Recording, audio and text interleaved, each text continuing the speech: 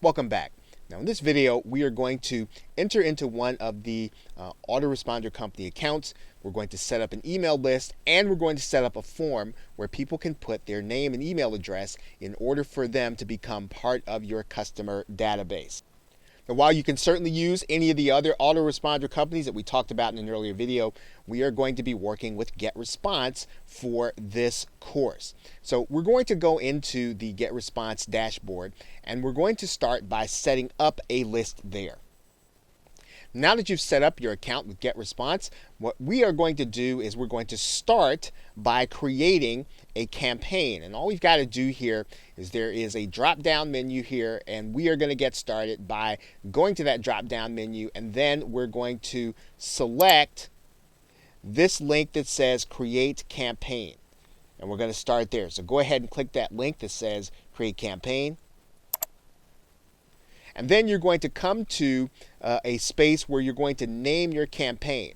Now, this name does have to be unique across all of the GetResponse customers as well as all of their lists. So one of the things that I do in order to create a unique name is I will name it based on my niche as well as the year as well as the month, and then sometimes even the day. So in this particular case, if I'm going to be working with the internet marketing, and I'm going to be working, let's say, in February of 2015, and let's say I might be working at the 28th day. Okay, then this will give me an idea, and it'll also give me a little reference point as to when I actually created the list. And so I'm going to go ahead and click Create Campaign. And what you're going to notice there is that this has already been successfully created. Now, you may get a message that says that your list name has been taken. You might have to do another one. But if you pretty much use something like the system that I just showed you, you are going to be fine in terms of your name being available. Now, you're going to see four spaces here. One where we talk about creating a newsletter, creating an autoresponder, and editing campaign settings. For now, I'm not going to talk about creating a newsletter or creating an autoresponder. What I am going to do is I'm going to go into editing my campaign settings. So let's do that now. And when you come in, what you're going to want to do is to come to the Profile tab. And what I'm going to do here is I'm going to edit my campaign title. I'm going to call it something unique. I'm going to write in a unique title based on what I know I'm going to be doing in terms of collecting names and email addresses for this list. Okay, so I have a unique name. I'm going to click Save. Then they kind of want you to kind of put your list into a category. We can do that. And in this particular case, I'm going to say that I'm primarily focusing on education. And then I'm going to go ahead and save that. I'm going to do my campaign description. Okay, so I've got a little description there. I'm going to go ahead and click Save.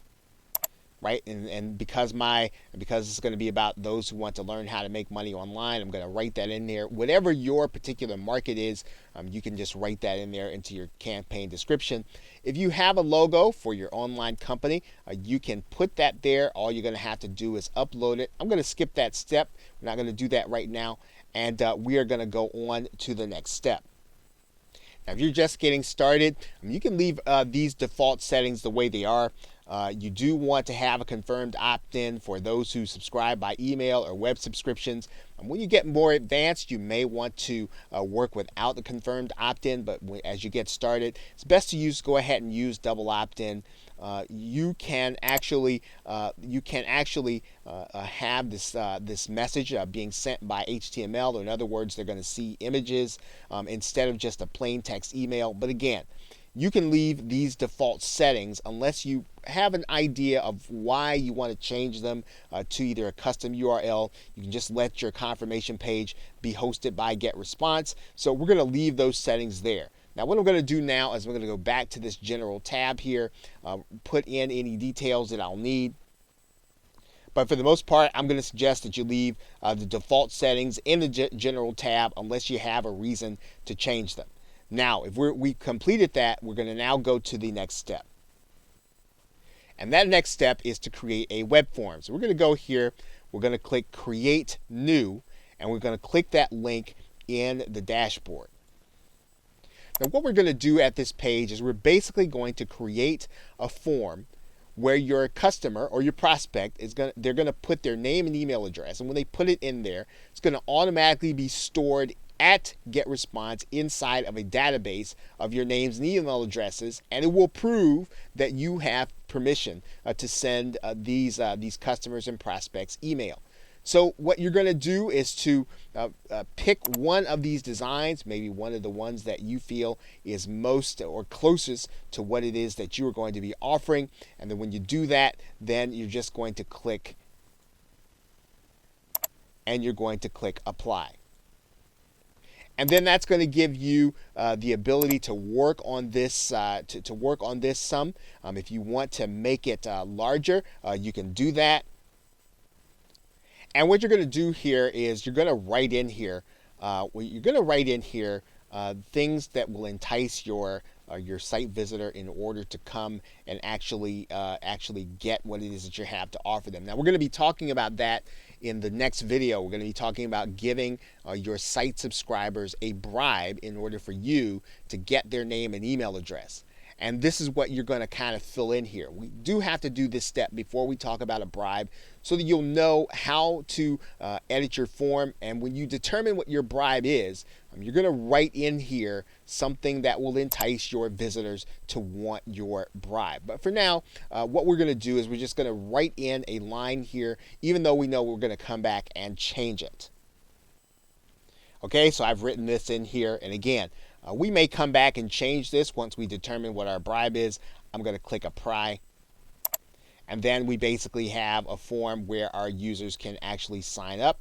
If you want to work with that button to make it a little more centered. And then what we want to do is we want to just click next step, and that's going to bring us to a page where we're going to be looking at the list of choices here. We want to just leave the default settings the way they are and click default thank you page, because that's where we're going to look. Now when you get to be more advanced or you have a good idea of what you want to do with some of these other things, you can do them. But if you're just getting started, it's probably a good idea just to use the default settings and to go forward. So basically now what we're going to do is we're going to go to the next step. We're just going to click next step here. And then that's going to bring us to this page. Now, for purposes of this course, we're going to use this button that says GetResponse is going to host our form. And we're going to go ahead and click copy to clipboard. And then we're going to have the URL that's actually going to be our form. And we put that URL in our browser. We notice that our form comes up here, and now our customers now have a place to put their name and email address. And when they do that, they're going to be part of our database. You'll also notice that you can actually make changes and edits to the form where you have there. You can actually change the look and feel of this if that's not something that you like, and make it into something that you like.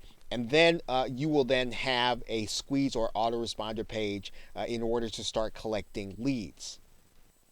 Of course, to edit the form, we could just go back to the previous step and go back to the design phase, and then we can make it look exactly the way we want. But for the most part now, we have a form that we like, we have a form that we now can work with, and we are going to now go to the next step. So with that, thanks, and I will see you in another video.